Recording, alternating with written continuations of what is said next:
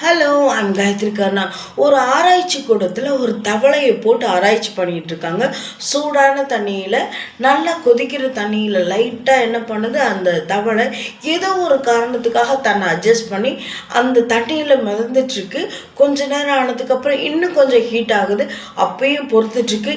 இன்னும் கொஞ்சம் ஹீட் ஆகுது, மறுபடியும் அட்ஜஸ்ட் பண்ணிக்குது. இப்படி அட்ஜஸ்ட் பண்ணி ரொம்ப ஹீட் ஆகிற நேரத்தில் இதுக்கு மேலே முடியாது, நம்ம தப்பிச்சிடலாம் அப்படின்னு நினைக்கிறப்போ தவளையோட உடம்பும் மனசும் ஒத்துழைக்காம அந்த குடுவையிலேயே தன்னுடைய உயிரையும் விட்டுருது.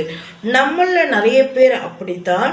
நமக்கு இது கெடுதல்னு தெரிஞ்சோ நம்மளை கஷ்டப்படுத்தி காயப்படுத்தி பார்க்குறோன்னா நிறைய பேர்கிட்ட நம்ம அட்ஜஸ்ட் பண்ணிக்கிட்டே இருக்கிறோம்.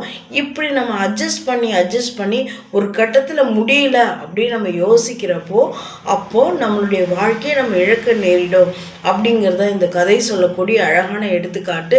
தெரிஞ்சே நம்மளை கஷ்டப்படுத்துகிற காயப்படுத்துகிற ஒரு சில நபர்கிட்டேருந்து விலகவோ இல்லை விலக்கி வைக்கவோ நம்ம என்றைக்குமே தயங்கக்கூடாது.